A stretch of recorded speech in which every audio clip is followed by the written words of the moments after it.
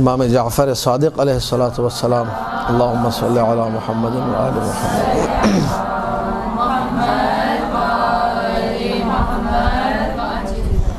ان کے پاس ایک شخص آیا، اس کو بھی یہی کنفیوژن تھی جو آپ کو ہے۔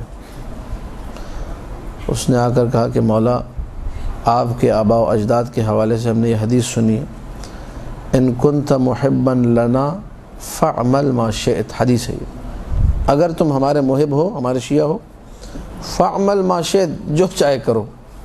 یہ حدیث معصوم ہے، یہ آپ کی کنفیوژن کو مزید ڈیولپ کر دے گی۔ فاعمل، ایسا ہی ہے بالکل، فاعمل ما شئت، جو چاہے کرو۔ تو ہم نے کہا ہاں، ہمارے آباء و اجداد نے کہا، میں بھی یہی کہتا ہوں کہ اگر تم ہمارے محب ہو تو جو چاہے کرو۔ تو اب اس نے، اب یہ دیکھیے تھنکنگ، نگاہ دنیا اور نگاہ معصوم، آدھے گھنٹے سے اسی پہ بول رہا تھا میں، رسول کی نگاہ اور امی جان کی نگاہ، دونوں میں بڑا فرق تھا، ٹھیک ہے؟ ان دونوں کو آپ لوگ ذہن میں رکھیں۔ اس شخص نے کہا مولا اچھا جو چاہے کریں، ڈکیتیاں بھی کریں، چوریاں بھی کریں، سب بدماشیاں کریں۔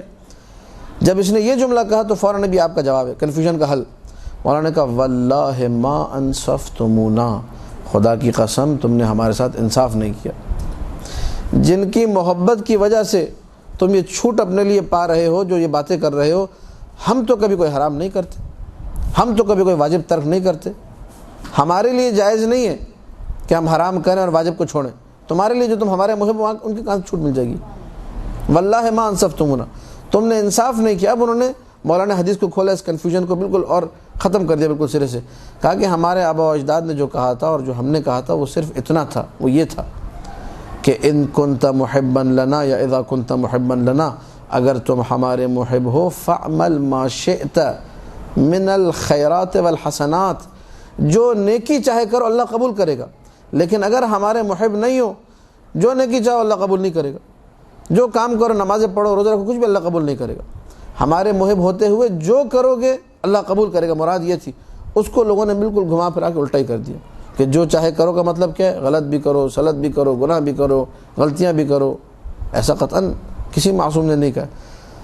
ہمارے معصومین نے مقام رجاء میں یہ حدیث ہے، امید کے مقام پر، کہ اگر انسان سے، اگر کنڈیشنل سینٹنس، اگر کبھی غلطی ہو گئی، اگر خطا ہو گئی، ہم لوگ سب ایسے ہیں، ایک غلطی کرتے ہیں استغفر اللہ ربی واتوب الیہ، اس کے بعد پھر غلطی، پھر استغفر اللہ، پھر غلطی، ٹھیک ہے؟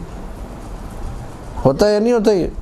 لیکن سر آپ کی بات صحیح ہے، لیکن عموماً معاشرے میں جیسے ہم لوگ دیکھتے ہیں کہ اس طرح کی لوگ غلطیاں کر رہے ہوتے ہیں کہ مولا بخشوانے والے ہیں، کوئی بات نہیں، نماز کر رہے ہیں، یہ جو نا یہ جلے گا، یہ جو بول کے کر رہا ہے نا یہ پکا جلے گا، یہ نہیں بچے گا۔